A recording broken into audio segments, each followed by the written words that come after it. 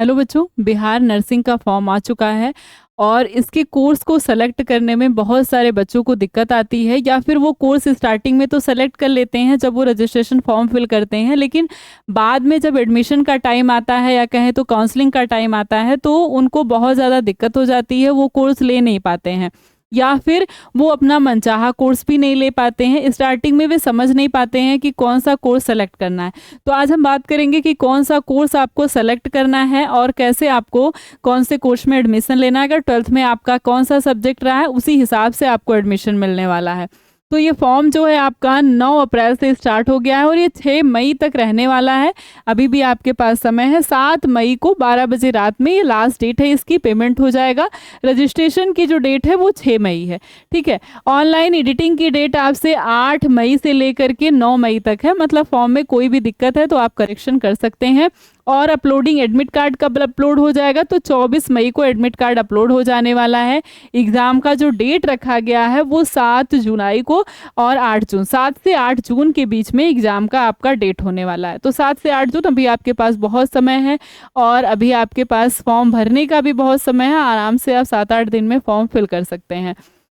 अब बात करें कि कौन सा सब्जेक्ट आपको लेना है, मतलब कौन सा कोर्स आपको लेना है।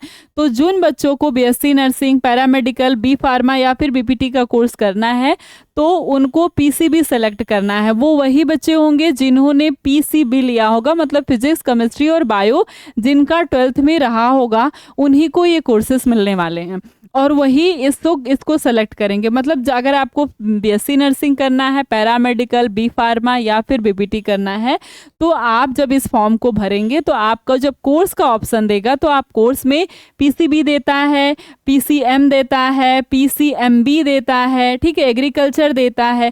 तो आपको इसमें से क्या सेलेक्ट करना है, पीसीबी सेलेक्ट करना है। ठीक है। और वो बच्चे जिनका पीसीएम होगा, जो बीटेक करना चाहते हैं या मैथ वाले कोर्स करना चाहते हैं, 12th में उनका मैथ है, ठीक है, तो वो मैथ वाले कोर्स करना चाहते हैं तो वो पीसीएम को सेलेक्ट करेंगे। ठीक है, वो क्या करेंगे, पीसीएम को सेलेक्ट करेंगे। तो कुछ बच्चे ऐसे हैं जो पीसीबी लिए हैं और मैथ भी लिए हुए हैं, मतलब उनका एडिशनल सब्जेक्ट मैथ है, तो वो चाहे तो ये वाले कोर्सेज भी कर सकते हैं और चाहे तो वो मैथ वाले कोर्सेज भी कर सकते हैं। तो अगर आपका पीसीबी है मेन सब्जेक्ट में और मैथ है आपका एडिशनल सब्जेक्ट, आपकी कमांड पीसीबी पे है, तो आप पीसीबी सेलेक्ट करिए। आप पीसीबी से ये सारे courses, BSc nursing, B pharma, agriculture, ये सारे कोर्सेज आप कर सकते हैं। और अगर आपका पीसीएम है, ठीक है, मैथ, फिजिक्स और आपके पास केमिस्ट्री है और बायो आपका एडिशनल सब्जेक्ट है और आपको मैथ वाले कोर्सेज को करना है तो आप पीसीएम सेलेक्ट करते हैं। बायो के एग्ज़ाम को फालतू में देने का कोई मतलब नहीं है।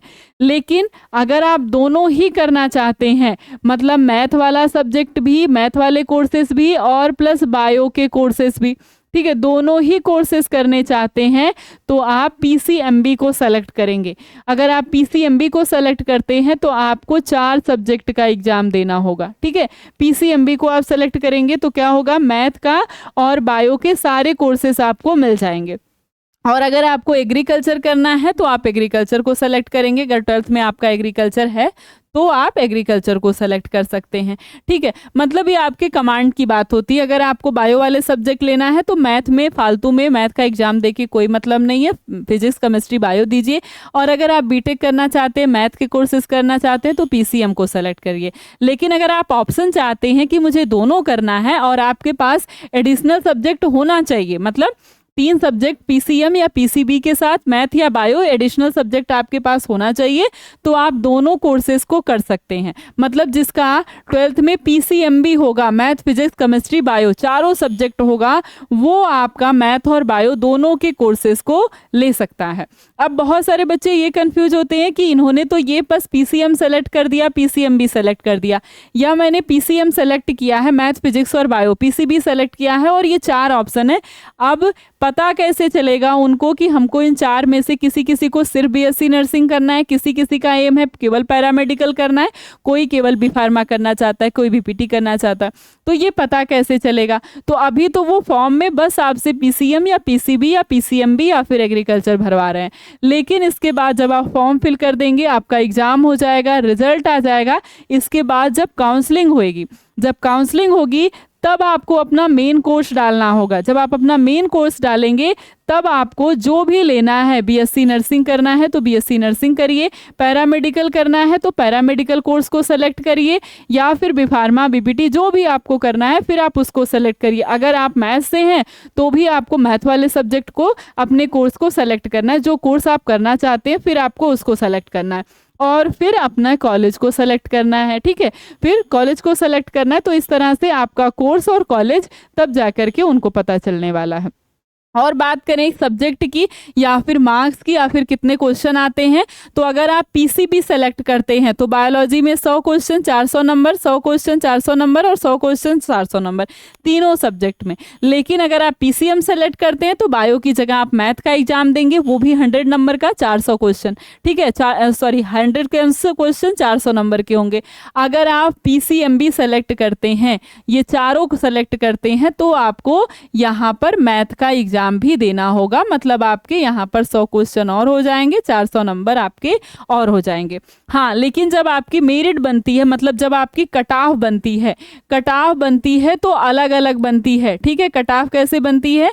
कट ऑफ अलग अलग ही बनती है, पीसीबी की अलग, पीसीएम की अलग बनती है। और अगर आप दोनों में है तो आप दोनों का लाभ उठा सकते हैं। आपकी कट ऑफ तब भी उसी तरीके से बनेगी।